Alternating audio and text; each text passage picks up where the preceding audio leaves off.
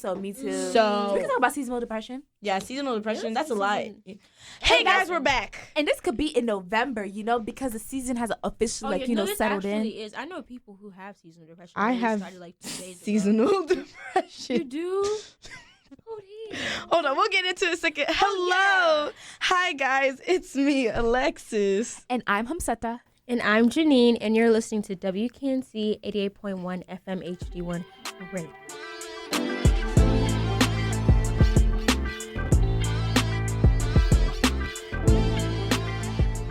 Today, we're back. Going on a high note into a very depressing topic. That's okay, because we can talk about it without being you know what I mean? Yeah. So, I agree. Guys, today we're gonna talk about dun dun dun. Oh wow. Okay. Halloween. Oh wow. I'm feeling this holiday. I feel that. Anyways, we're talking about seasonal depression. I don't know if you could catch that from the intro, but I don't think you could. Happy. It's not giving depression. But that's the case sometimes. We'll get into that. Yeah. Right. Start off. Do any of y'all suffer from seasonal? Oh, not suffer. Experience. Seasonal depression. Let me put it this way for me, right? I think seasons never had an impact for me, but I recently started to feel a lot more happier because of summer and appreciating the sun and nature and being outside more. Do you see what I'm saying? Mm-hmm. So I feel like now that those things are going away, will I go into a depression, or will I stay constant, or will I find another thing to appreciate within the fall weather? I don't know. See, I see what you're saying. Yeah. But the thing is, I don't know if it's seasonal or just the time that we're in, meaning the stuff going on. Yeah, because right now we're in the middle of the semester. Right. And I also don't know if it's just I've just been putting on a front. But I haven't cried all semester. Oh wow. I have not cried all semester, and then yesterday hit. You are a strong soldier, but I don't know if I should dab you up or not. Don't dab me She up. just said she was crying back to back yesterday. You just missed that part. Sorry. I don't know. I don't know if it's because I'm just so used because to it's in the middle of the semester. I think because I'm just so used to putting on a front that I've been doing it for so long now, that it's just now happens to be hitting. Yeah, but I kind of feel because things are getting darker at night. I mean, that's part of it. I'm also staying in more because things are getting darker because we're at college, on a college campus. Mm-hmm. I think that's kind of contributing to it because now I'm with less people. Mm-hmm. But also, I like being by myself, so I really don't know if it's just the weather or something. Mm-hmm. So I don't know if it's depression. I don't know. Honestly, I don't know. I really don't know. I feel like time, Yeah, I feel will time tell. will tell. Yeah. But I also think it's just a part of my life. I'm an immigrant. It's what I deal with. It's what I do. It's what I do. It's what I do. Me, I would say it's more severe than that. Outwardly, I would say I'm pretty consistent, but my chest. I'm sorry. Good? Yeah, I'm good. My chest sure? I think I had a little heartburn. I don't know if y'all be getting that. Yeah, I get heartburn. I thought that was old people thing. Wow. No. Wow. So I started getting mine in 5th grade, 6th grade. I started getting heartburn. I have a sensitive stomach and a sensitive throat. Very acidic things. Gives you heartburn? Yeah. My body's no, it's giving. I need a spicy something. I think also just the Nigerian diet in me. I just be getting heartburn sometimes. These are fascinating things to me. I feel like you guys always be talking about something. I'm always on the outskirt of it every single time. And that's why we adore you, our little teddy bear. You're so adorable. But I feel like mine's more severe, and I feel like it's the seasons, but it's more the seasons because of the sunlight. Once the sun starts, I will literally start having mental breakdowns just completely over the fact of the lack of sunlight. I see that for sure. Especially when I took, oh my gosh, I used to get so much messed up. I would take a nap and I would wake up and it would be dark and I'm thinking it's 8 p.m. and I would look at my phone, it'd be 5:30 and I would start hyperventilating and freaking out. I don't know why though. It makes sense. I could see it.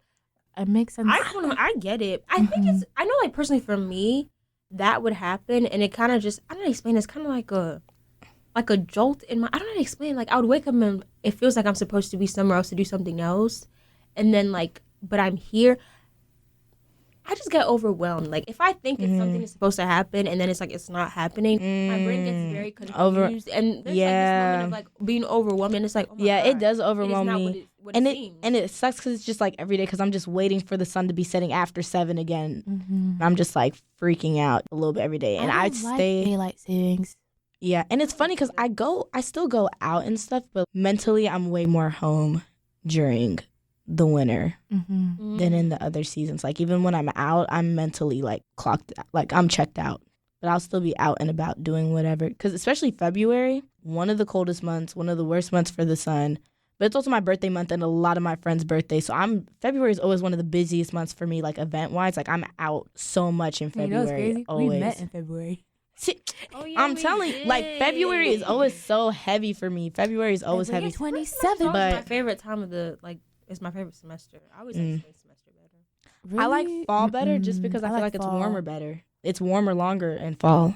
I don't like fall because I have to put on the front for longer. Because like I'm not energized when I get back from summer because I'm always doing stuff. Yeah. And then going into school is kind of just like what the fudge. But it's like there's that break in between like winter and the winter break, second semester where like nobody expects you to do anything but have fun. So it's like I literally take a real break. I literally take a real break. So it's like when I come back from spring, I'm like, okay, I could actually do this. I don't like spring because there's no break. Oh, like I really do appreciate. We have spring break. That's the only break, and it's like I feel like I like fall break because the breaks are like split up. There's like because there's that one, and there's Labor Day, and there's what's it called, Thanksgiving, and then you have winter. I like those little segments for me because like I really lead onto those as like little, restoring myself and then going back into semester. Spring break, it's just one after the other, after the other, after the other.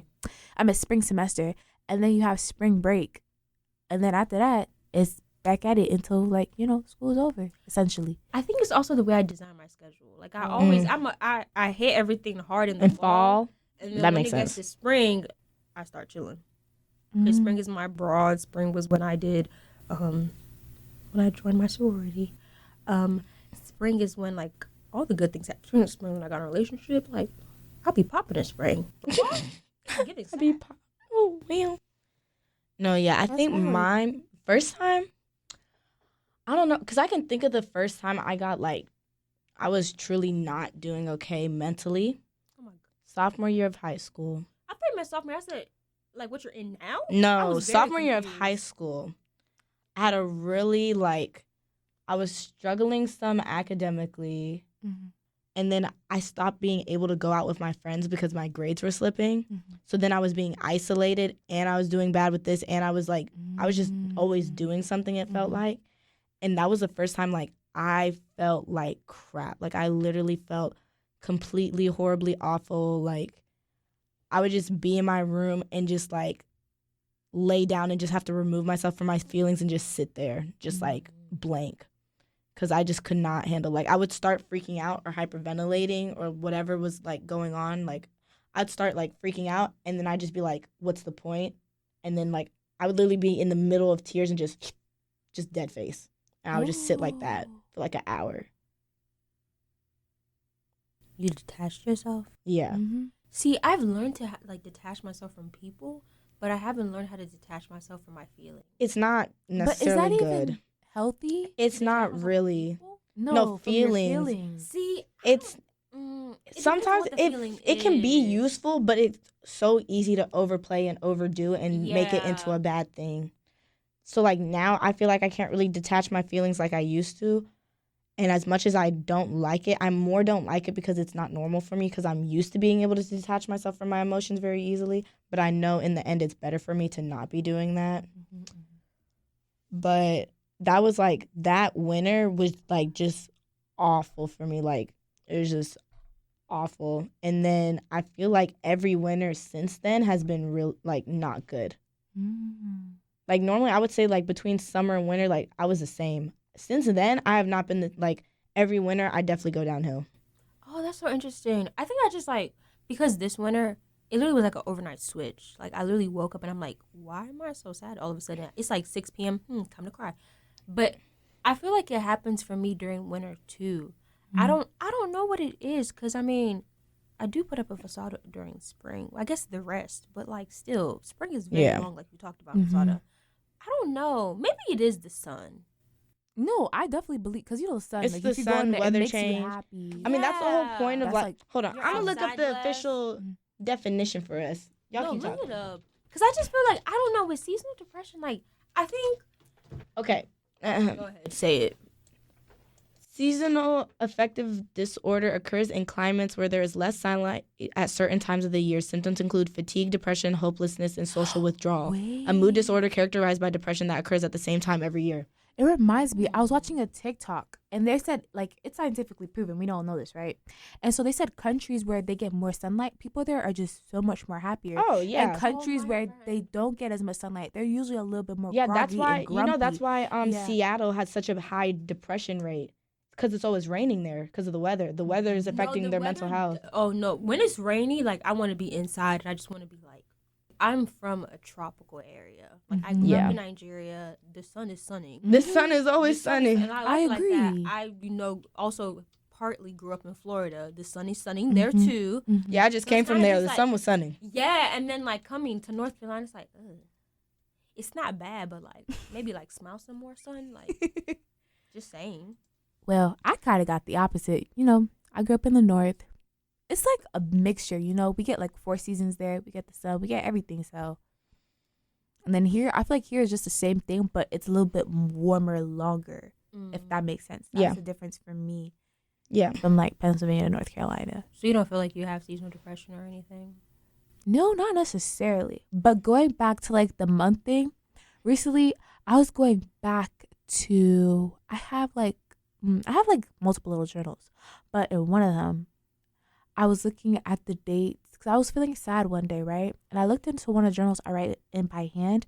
It was around the same time as September. I was also feeling sad. And I also looked in that other journal. I haven't touched that in a lot of years, but that same date, like 3 years ago, I was also sad during that time. It's a sign. And I was like, this is a pattern, but I just realized this recently. You know what I mean? So I don't really have much interpretation from that. But also with that being said, I'm the type of person, like, although I'll feel these things, once they pass, like, I'm no longer in that feeling. And that could kind of be as me, like, dismissing them and not really dealing with them.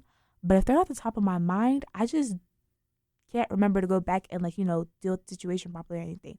I was sad, I had my cry, I move on, So I feel like, to me, I feel like it's something that hasn't been handled with correctly that just keeps popping back up. That's how I interpret it as. Yeah. So you're like unfinished business. Like that's what I think it is. I don't know. Like, it won't happen, or like perhaps.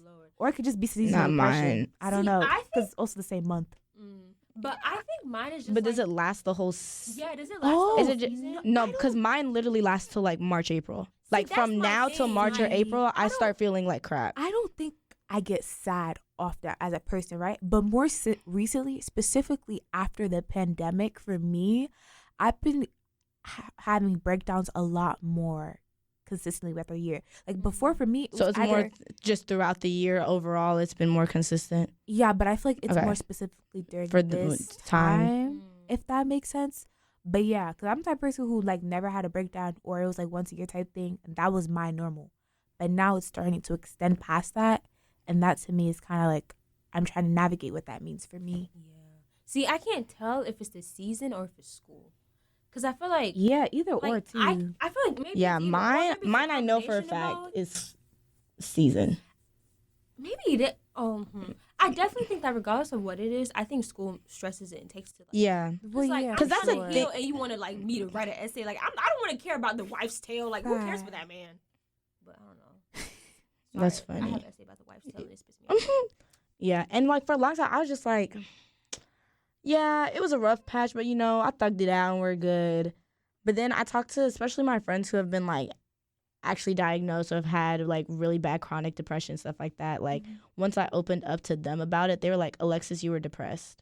I'm like, but was I? No, for and then I was like, but was I? Right. Like, am I? I feel like I'm putting. I feel like, and they'd be like, no, Alexis, like, you were depressed. I'm like, it's so crazy. I guess. I mean, if we want to put it like hard that, to discern, like, if you were actually Because I feel like you don't ever want to like mislabel yourself or put yourself in a situation that you don't be, because you don't want to like, you know, take away from somebody else who actually experiences that. And so it's always hard to like, you know, navigate that. I think also on top of that is because I think I was high functioning.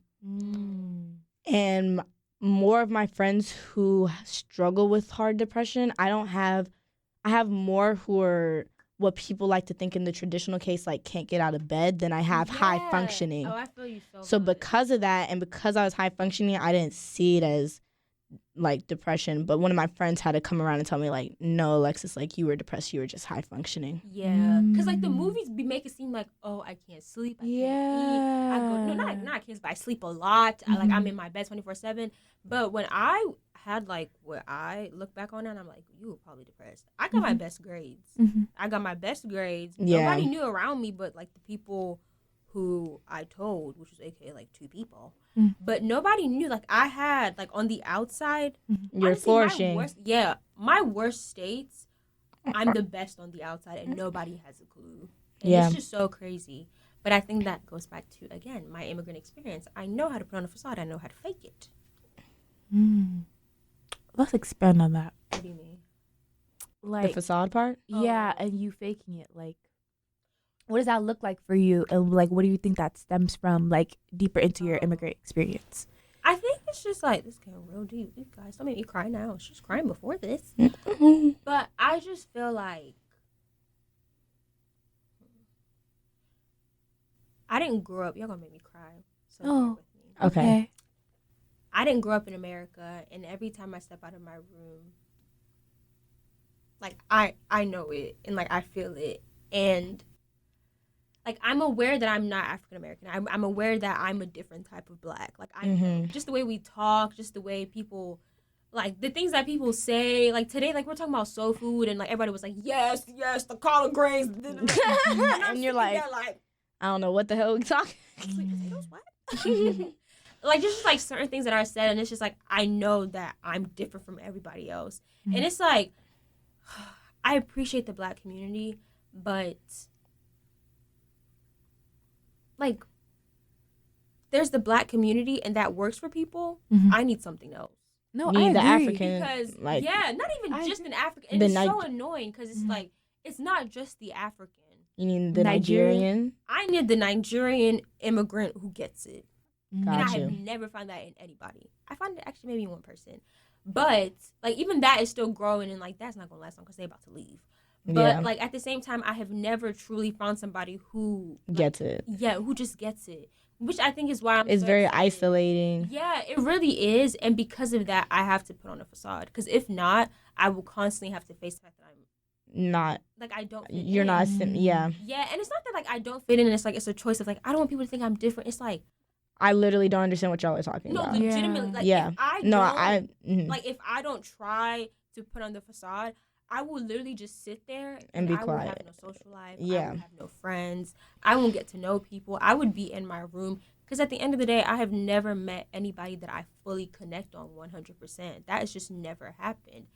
And for me to survive, I just have to put on a facade. So my favorite place to be is my room. Because that is the one place where I can be authentically myself. So do you feel like when you're back in Nigeria, you are more likely to be outside? 100%. I know for a fact. Like, people think that I'm an introvert. I am not an introvert. I don't think you are either. I feel like the more and more I get to know you as well, I feel like that. It's just these spaces you feel aren't for you. Yeah. Do you see what I'm saying? Like, I'm not an introvert. I am not quiet. It's just the connection's not, the connection that you're looking for, you're not finding here. I'm just not connected to the people here. And, like, I love you guys dearly. No, I understand. Like, there's this lack of connection that we just can't make up for because it's like... It's cultural. It's you grew up with it. Yeah. Like that. And it's just like, it is what it is. Like, there's nothing else to do. So you put on a facade, you deal with it, you go about your day, you go to your room, and you just keep on pushing. And that's why I'm so excited to go study abroad, because I can finally step into a space that I've selected that I know is going to have what I need. Yeah, because there's a lot of immigrant Nigerians in the UK. Yeah. Oh my gosh, I'm so excited for you. Real, like, I'm stepping into where I've always wanted to be. I love NC State, but I'm here for the money, and let's keep it a buck. Like, I'm here because they're paying for my school. Mm-hmm. And it has good resources to an extent. But other than that, like, if they said go where it makes you happy, NC State would never be on the list. Yeah. Wearing the NC State shirt. I know, literally repping the wolf. I mean, if they giving you money, you're not going to rep them. Right. I'll spend my little 50 here. Just you paying for my tuition. So I'll wear it. That's funny. But Yeah. How about y'all? How do y'all have community and stuff? And y'all feel like I feel like I have planted and rooted?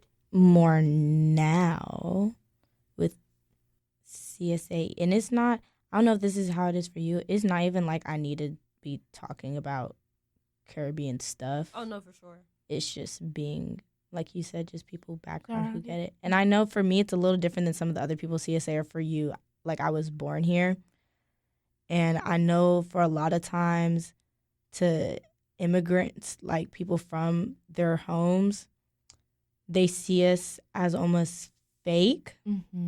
Mm-hmm. And I can understand, and I can understand that. But at the same time, It's like there's still, like, obviously there's nuances that I'm going to understand or, like, be able to relate to African Americans that, like, Jeanine might not be able to relate to because I did grow up here. Mm-hmm. But there's still things, like, that come up every day that I'm like, I've never heard of this. I have no idea what this is. And neither do my parents because they weren't born here. Nobody was there to teach me these things. Mm-hmm. I don't know about these things. And sometimes it's the small things.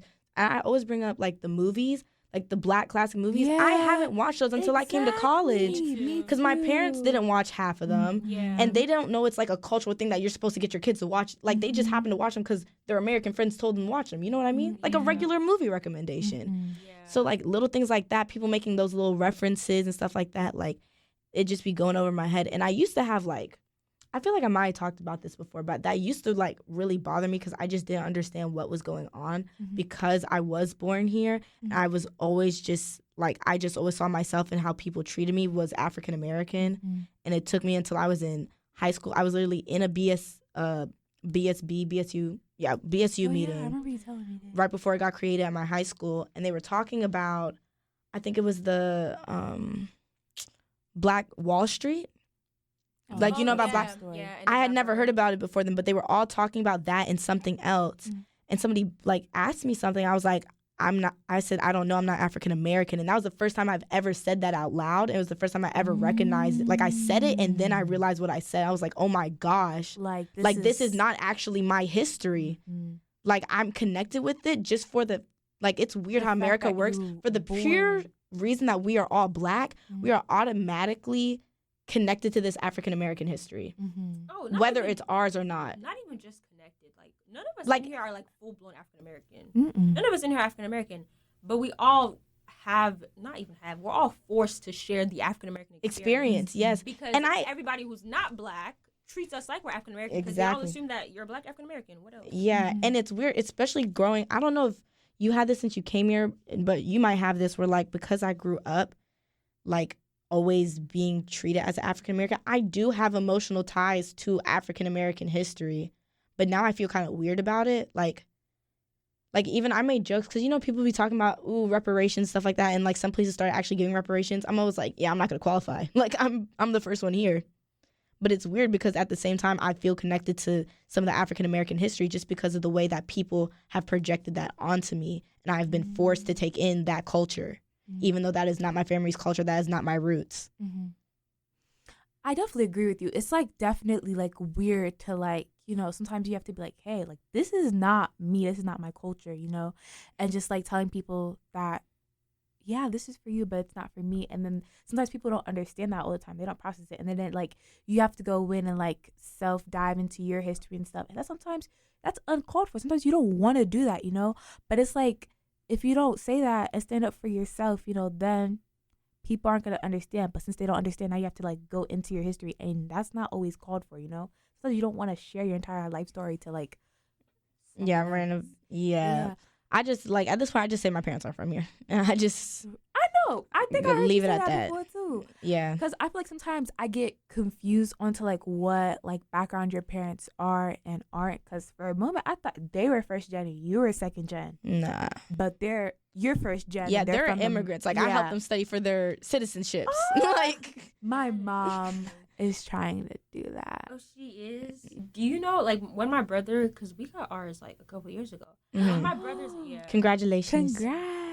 When my brothers got his, because he was the last one to get it, I remember, like, we were all in the room, and, like, oh, it's such like, a beautiful thing. It is. Because it's, like, we're all in the room, and there's, like, all these different, like, we're all immigrants. Yeah. But, like, there's all these immigrants in the room, and, like, we're all just, like, lined up. And it's so cute, because, like, all the families are, like, really patriotic. And then there's me, and they're, like, national anthem. I'm, like, I don't know the national anthem.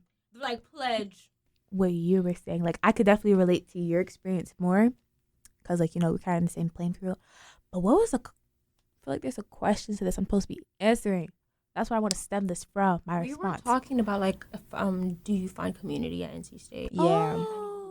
Oh, yeah. I didn't even really... I went on the tent, yeah. You did. You said no, you did. CSA. Mm-hmm. You did. Yeah. And then you started going back into your yeah. past. Like, I don't know if you remember this one, but, like, literally me finding ASU was just for me to find my community I remember it, yeah. Yeah. And I feel like I relate most, which I feel like it's so, like, weird, but I relate most to immigrants than anybody else because they know what it feels like to kind of be an outsider within this community, even if I was born here and stuff. Because, again, like, my parents, they literally kind of created a wall outside of, like, this is our culture. This is what you're going to be surrounded with. Oh, sorry. And then when I go out into society, like, I'm interacting with people, but it wasn't to a cultural basis. It was just, like it wasn't in your home. Yeah. So, like, me personally, I didn't start listening to, like, American music until 2015, to put that in perspective for you guys. So, like, that was already a gapping in my understanding and relating to other people. Like, it would only be radio songs. Like, if I was in an event, a space, and they're playing radio music, I would listen to that, and that was it. I'd go home, and my dad was an avid, like, reggae listener. Specifically, he loved listening to, like, Bob Marley and the Wailers and stuff. So that was music for me. And then my mom loved listening to traditional music. So that, like, created a cultural gap. And that's just an example of many within my life. So that's why, like, for me, like, when immigrants come in, because they can't very preserved things. Yeah, like because that's the other thing. Immigrant parents do different things. Yeah, because some immigrant parents, like, they really force, like, become American. My parents were and then opposite. some are like, you need to know where you're from. You need to grow up as like close to how we grew up as possible. Bedtime stories were literally everybody in his family tree. Little, like, bedtime stories, like, rooted from, like, cultural and, like, ethnic background, like, our background and stuff, like, cultural teachings and stuff like that. Like, I was very, like, rooted within our culture and stuff. And although that occurred, even, I don't know, for some reason, like, Lexi, like what she said, like, I still believed I was African American. Like, I knew I was African. Because it's how they push it on you. Yeah, like, they don't give you a choice. I knew I was African because I knew, like, the food I was eating and stuff I was doing. But, like, in my head, I'm like, oh, I'm African American. But I'm just, like, a different group of African American. But I'm still African American, you know? Me. And then, like, it wasn't until later, like, I realized, like, yo, like, I'm actually, like, not African American. Yeah, like, I'm like, actually nationality American, and ethnicity not African American. Yeah. So that was, like, a hard separation. And I feel like for me, like, when I went to my boarding school, I went to other people who were like, oh, my parents are African. I was like, your parents are African? Mine are too. So we kind of had, like, a little community, and they were talking about African foods. And I think another disconnect for me, like, my language, I'm from a country where we were, like, colonized by the French, right? And we're not, like, a popular country either. So all of the popular terminology for things, for, like, signifying African things, they're not necessarily how they translate into my country. So although we might be talking about the same thing, the way we define it are differently. So that also provided a disconnect. When I'm talking to people, like, from, let's say, Nigeria or Ghana or whatever, they're talking about things that are globally known, of, like, everybody's definition of that said thing. But in my country, we define it as a different thing. So that also provides a separate disconnect in that, you know? So although I do connect to immigrants, it's like, also, again, kind of like you, like, if you're not somebody from my country, that connection is not really full. But for me, just meeting an immigrant satisfies that connection for me enough for me to feel connected. Yeah. So it's kind of weird, like, how, like, me interacting with you kind of feels it. But for you, won't necessarily do the same. You need somebody a little bit further, you know, to really get that connection for you. So that's something I found interesting. But yeah. I think it's... Sorry, go ahead. No, you got it. No. I was just going to say, I think it's only because, like, I grew up in it, like, for a good 12 years. Like, I have pictures and memories on my phone going back, like, memories of me and my friends. I think, like, my parents were never like, oh, you're Nigerian. Like, I knew that. Came out the womb. But yeah, the flag is in my hand. I knew that. So it was just, like, you have to... coming here, like it was aggressively obvious for you. Yeah. That you weren't African American. And also, like, everybody around me made it obvious to me. Like, they would say stuff, I'd be like, facts. Like, even today, like, sometimes I'll go into spaces and stuff, like, even today in college, like, I'll say something, I don't know this. They're like, oh, you don't know this? Oh, yeah, I'm that like, happened. yeah. And then sometimes I have to be like, hey, guys, like, I need you to understand, like, my parents are like immigrants. I know. You know? And that happened to me today. No. That literally happened to me today. I've been, like, kind of separated from American culture. And it's so crazy because some of these things, when they tell me after that, I see it everywhere. I hear it everywhere. I'm like, where was this? Oh, it's not Spain. Okay, I got you. Let's play Spain. And yeah. No, that literally happened to me today. Like, we were in a group of, it was me, my sweet sisters, and we were all together doing a service activity, and they started, like, mentioning, like, soul food. And then they were talking about like sweet potatoes or something. And then I was like, oh, they're talking about pies, like sweet apple potato pie, caramel pie, sweet potato pie. And then I was like, I don't like pies. And then they were like, oh my God, what if you don't like pies? You don't like pies, Jeanine? I was like, I don't like pies. And then I was like, you guys gotta remember, like, I'm Nigerian. They're like, oh yeah, you're not African American. Makes sense. And then I was like, did not. Yeah. That's how I feel. They're so sweet, but like, it's just interesting. Go ahead. Yeah. No, it's funny. Because there's some foods that, like, is, like, African Americans have, like, in their soul food culture? Ooh, wow. Culture that are similar to some of the dishes that, like, my family will make. But there'll be, like, a couple ingredients different or a couple things different. And so I'll be talking about them with the foods and, you know, we're all hyped up and stuff. Right. And then I'll mention a certain ingredient. And then they're like, whoa. what? Yeah, they're like, what are you talking like, about? pause. I'm like, oh, we don't. That's just me. We don't all do that. Oh, all right. My bad. I messed up. We don't all do that. It's kind of sad that we have to, like, you know, kind of feel bad and feel like, whoa, like, you know, like, we can't, like, you know, fully express, like, our culture. Because then it's, like, created that divide and stuff. And it's just, like, that weird interaction, you know? Yeah. And just, like, not saying that people treat you different. They do. And it's not even like they're trying to be malicious.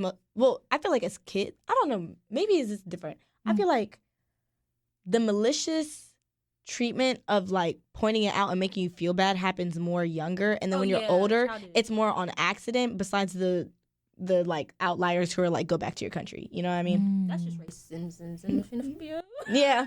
That's just straight up xenophobia. Yeah. But yeah, I feel like when like people now, like nobody's like, oh my gosh, like you're an immigrant, like ugh.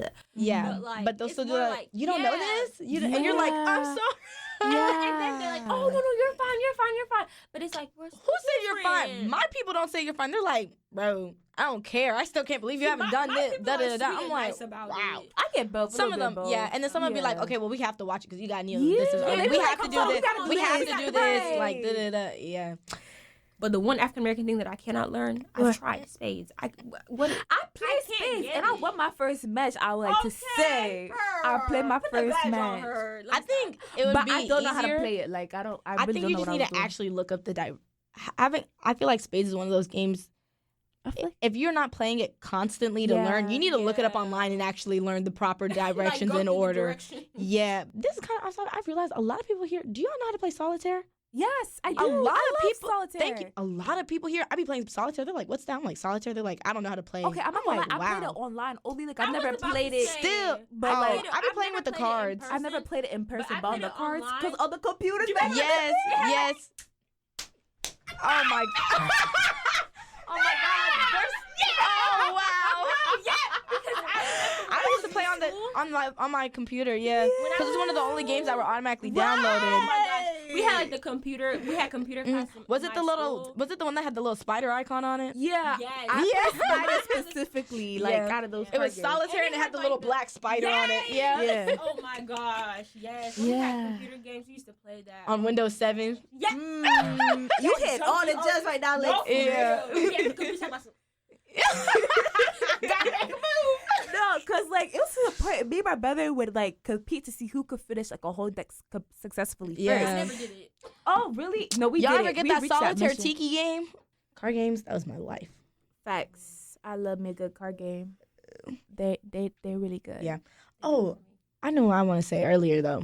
It was about what you said or what we were saying, but I feel like part of the reason I never thought about me not being African American, and also not because, like you said, you were aware you were African, but you just also thought you were African American.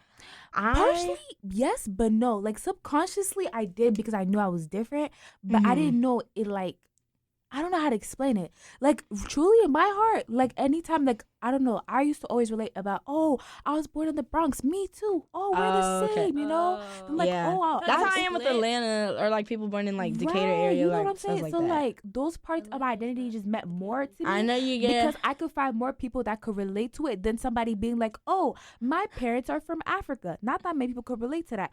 So that identity that was group enough. to me, it just didn't really have as much as nuance. I guess. Just didn't, like, it didn't hold as much in my identity sphere as, like, all the other identities, because I found other people to relate them to it. So you know what I mean? Like, I feel like I don't really feel like I knew at the same time. Like, I knew, but I didn't know. I don't know how to explain that.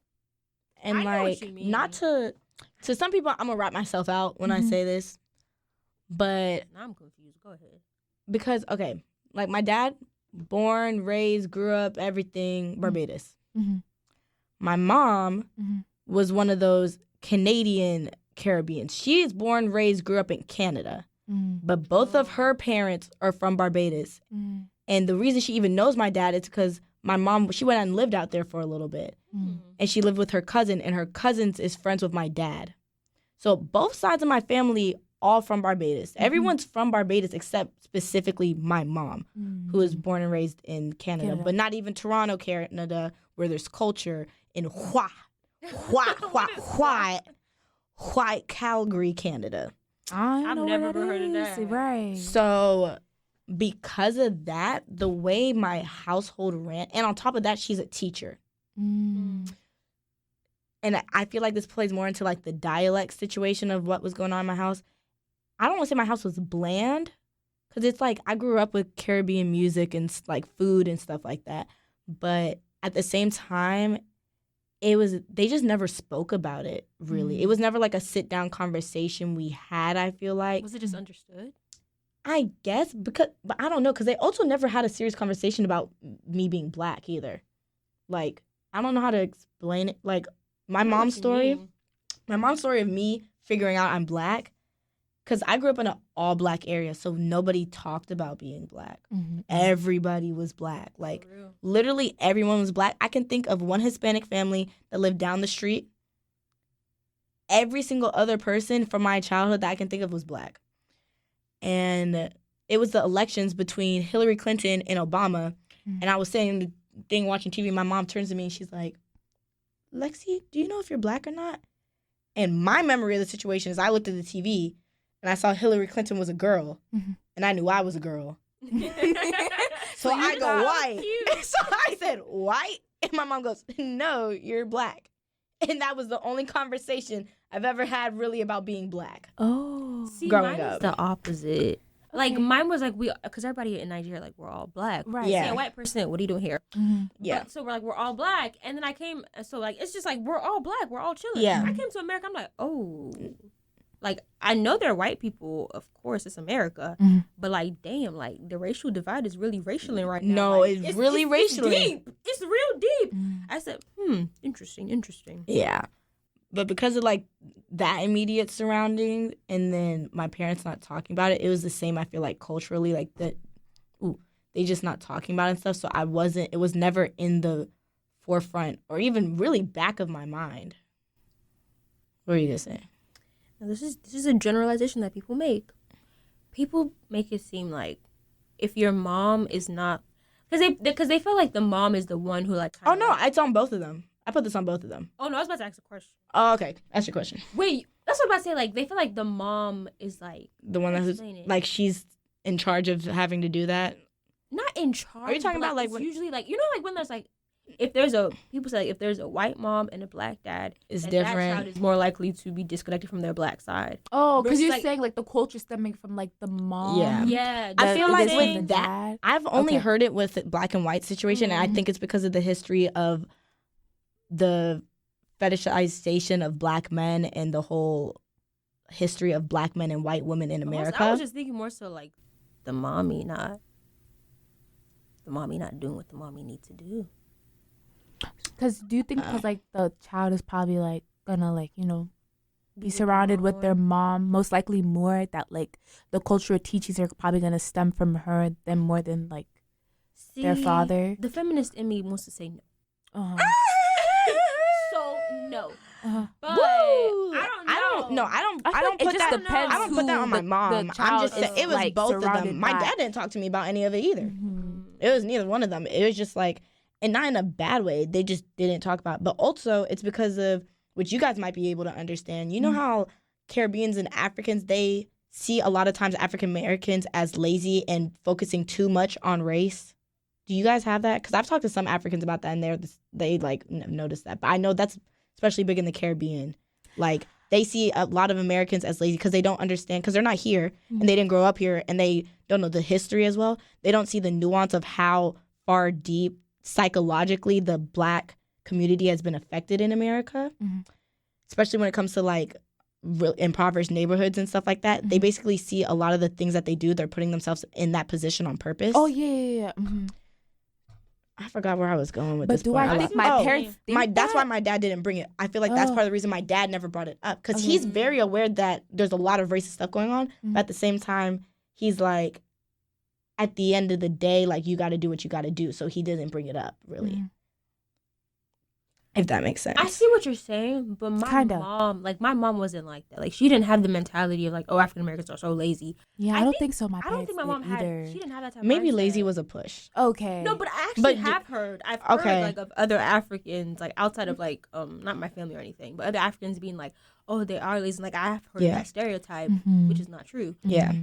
Which is against stereotypes. But my mom personally didn't believe that. I think like my household was more focused because we all grew up in Nigeria. My mom, my dad, my siblings, my brother, like everybody grew up in Nigeria. So our mindset was more focused on like, how are we going to survive, aka fit in, but still be us. Yeah. It's like we weren't even thinking of like, so we weren't even like thinking like, oh, they're lazy. Like, we're not even thinking of a way to be like, let's divide each other even more. Right. We were more focused on like, let's blend in. How to assimilate? Yeah, how to assimilate, but like still be us. I agree. Yeah. Like, I feel like it was very hard to like connect with my culture at times, especially like I kind of lived in different kind of demographics of communities within my life, like all Black, mixed cultures, all white, especially within like the all white neighborhoods.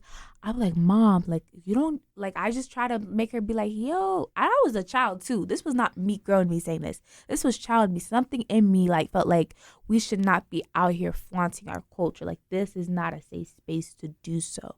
And my mom was very big within her culture. You know, she loved wearing her cultural attire and stuff, dressing up and so forth. But I was like, Sundays. Yeah. My mom used to be dressed up. Was that your mom also? Yeah, she like dressing up sometimes, just sitting in the house, or be like, oh, let's go to the grocery store. And I want to like wear my nice clothes, you know? Yeah. Because she's like, she always gets her clothes like sewn in Africa and then get them brought here. So, you know. What country?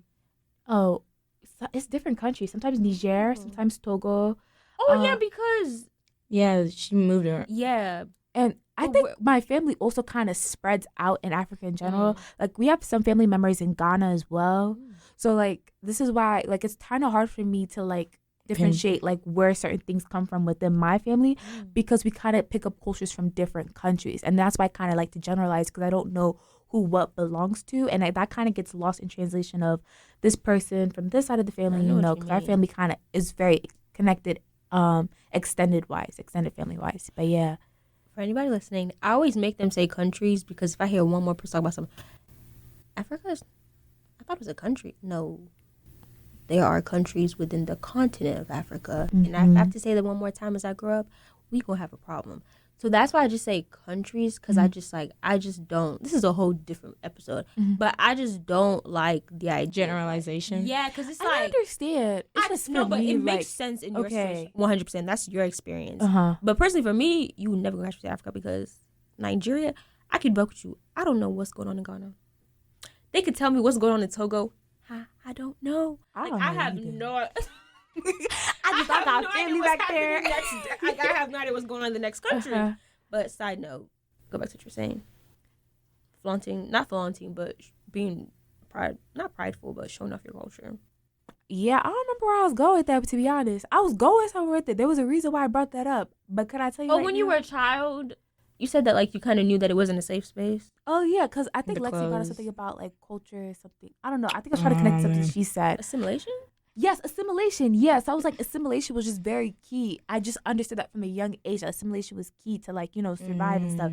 And that wasn't something I was taught or anything. It was just something I like, picked noticed up. and picked up. Yes, Like I didn't like have my to biggest do that. experience of realizing that like there's definitely a differential divide from like at least like Black people and like white people. For me, we were kids playing in our neighborhood, and this was when we lived in a basically all white town. Like quite literally, I feel like we were the only Black people in this town, to be quite frank. And so we were outside playing, me and my sibling, because my sister was too young. Yeah, so just me and my brother playing. And then there was these kids outside. So we we saw them playing outside. We're like, oh, let's go play outside, me and you. And then let's see if we can like, you know, sometimes try to combine groups, you know, because that's what kids do, like to play with each other. We started playing, and then immediately we see like their parents from the other side. And this, mind you, it's like a white family, if that wasn't clarified already. She's talking to the kids, and they slowly one by one just start leaving, going outside. And then me and my brother, we were like, oh, it's not kind of fun no more because we don't have kids that we were planning on playing with. They're not here, so like let's go back inside. A little bit after we went inside, they went back all out. came out. Hey yo, And that, like, to me, that's it when you definitely hit. hurt. Yeah, it definitely hurt. Like, I had like the traditional like Black person in a white area, because even though I grew up in a Black area, during middle school, elementary school, my mom worked on the more north of Atlanta in like if y'all know what Roswell is, she worked in like Roswell. It's rich white area. Okay. Oh, I think I've Now I feel like now it's a little more Hispanic. I was about to say, but no, because it made me think of the song by what's her name? The Not Atlanta Yeah, that's song. what I was singing. Yeah. And I remember she brought it up, but go ahead. Yeah, but Roswell has like a lot of like $1 million homes, rich white area. But she worked for a private school, and I had like begged my mom in elementary school, like, let me go to your school. Anyway, so I ended up going to her school. You know, I'm one of the only Black people there. But we had a lesson, and it was like the first lesson we had talked about slaves. And I had talked about slaves before, but everybody's Black. No one's looking at each other. We're just looking at the textbook. Oh my God. We're talking about slaves. And, you know, we're reading da-da-da-da-da-da, slaves, da-da-da. And I just felt kind of weird. And I looked up, and everybody in the room is looking at me. Because I'm the only Black kid there. Everyone's looking at me. And I'm looking at them like... And I remember thinking, I was like, do they think I'm a slave? Oh, no. Are they imagining me as a slave? Be like, I'm free. Harriet said I'm free. And like looking back, it's kind of funny because none of my ancestors were slaves here. Like that history did not even apply to me. I don't know. My ancestors were picking sugar canes, not cotton. No, for real. Still enslaved though. Still enslaved, Just in their own country. in a different country. Weirdly enough, like I asked my mom, because my mom, like, she makes it very clear that we're like not African American when I ask her about it. She never made it clear in the household, but when I ask her about it, you know, trying to learn about culture, I was like, but didn't our family at some point ever get enslaved? She was like, no. We like, came here, like no, like, you know, like even back home, like you could have gotten enslaved by like another tribe or whatever. Yeah. Like she said, her tribe and my dad's tribe, they never got like they never got like, what's the word when the white come over and take over? Colonized? There we go. They never got colonized. Oh, that's my good. mom's tribe and my dad's tribe, they both never got colonized, so they don't know anything about that. Where life. are they located? Because most of the slaves are all in like, you know, the same area. Were they in that area? I don't know, but I know my families are like from Niger. I know their tribes' names. Actually, I don't remember my mom's. My mom's Was Niger one of the countries that got? I'm not. The thing about. Oh, I wish they did this. I'm trying to think. When I did my history lessons in Nigeria, it was more focused on like what was happening in that part of. Oh, you mean like the slave trade itself, like the countries you went through? Yeah. I don't think Niger was I don't part of think it. Niger. I don't think so. I think it was mostly Nigeria, Ghana, Togo, Benin Republic. Because like Niger is really big, one, and two, we're like kind of right next to Chad, which is like kind of more of like that other side of Africa. We're right above, I believe Algeria as well, which is like North Africa. Yeah. You know, so we're kind of like on the outskirts of the West, although we are West Africans. Yeah. What was I gonna say? Oh, I can relate to everything y'all said, but flip it, and it's not white people, it's Black people, it's African Americans and Africans. Like I had the exact same experience when we were in class. Anytime it talks about like colonization in African they looked countries, at you because they're like, "Oh, the African." No, it's like, oh, she's straight out of there. What does it feel like? I'm like, that was 1960. I personally have no experience. We got independence in 1960. What do y'all want me to say? I just be like, right. Okay, guys. But no, like they would look at me. I remember one time we were just in class talking about colonization, and it got to like the specifically African countries, and my teacher looked at me. She said, "Yeah, it was extremely hard for them." I said, "Oh no!" And then everybody in the class was like, "Yeah." And then it was kind of like she paused and like, "Jeanine, do you want to say anything else?" And I kind of just like raised my hand. And I was just like, yeah, you know, it's hard being there. She's like, I know. Why did you do that? Jeanine. I said, as a child, looking back on it now, I should have just sat down there. Yeah. I should just sat down there. But I understand. Why did she? And then after I said my thing, why did she say, yeah, I know, girl? That's crazy. You know. You don't know. That's the point. Mm-hmm. But no, yeah. Crazy life.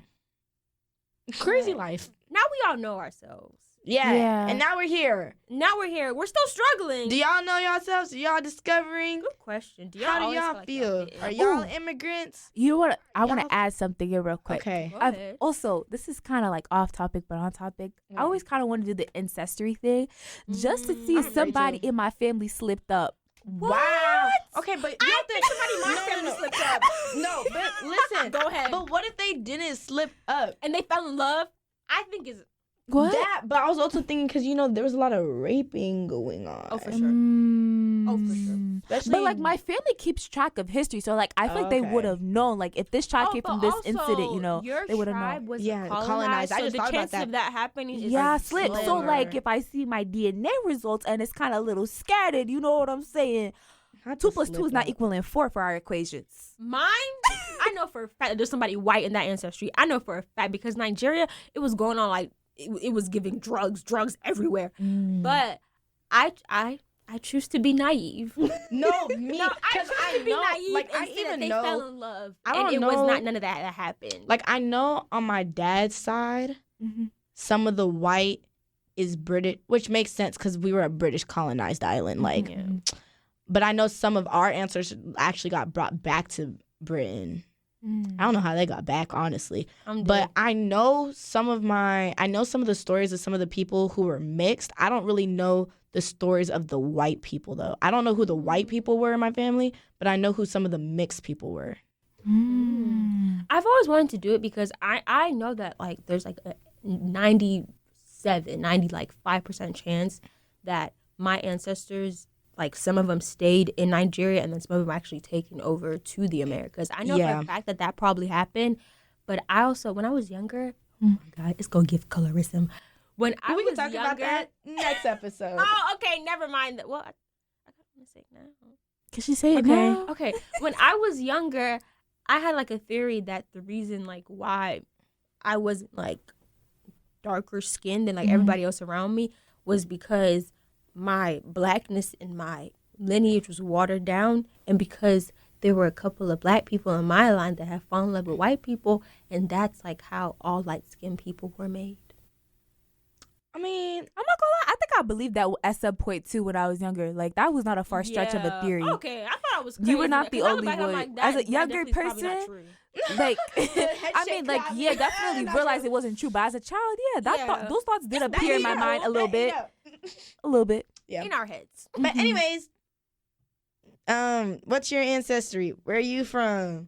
Immigrants. Where your parents from? Is you African American? Is you not black or old at all?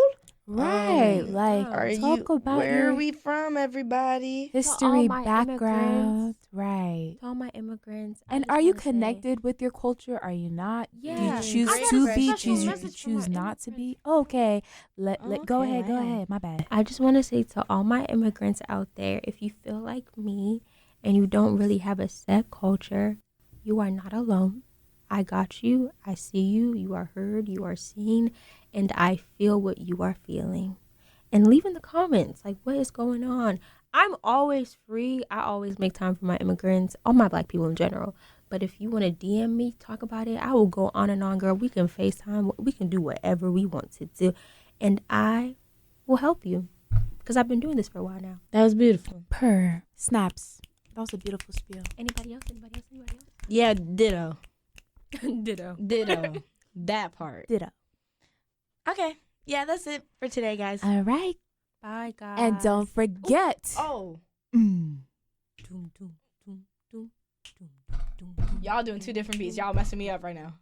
I can't hear shit with these headphones on. So, like, you were humming very quietly. So I don't know. Doom, doom, doom, doom, doom, doom, doom, doom, doom, doom, doom, doom, doom, Black doom, dot podcast. doom, doom, doom, Black dot podcast. doom, On Instagram, gram, black dot podcast, cast on Instagram, gram. Yeah, but Okay, bye, if you didn't guys. get the memo, Right. on Black dot podcast on the Instagram, like, what is he doing? Comment, respond to the post. You know, Follow us. Follow. Like the posts. Follow us on Spotify. Follow us on YouTube. Ooh, Catch us Apple when? Music. Period. All of it. Catch all us the when? You think of it, we Catch us probably when? on there, and if we not, contact us. I'm dead. We can make some shake. Oh. Oh, wow. Okay, goodbye. Yeah, Okay, bye, now, guys. Goodbye. Bye.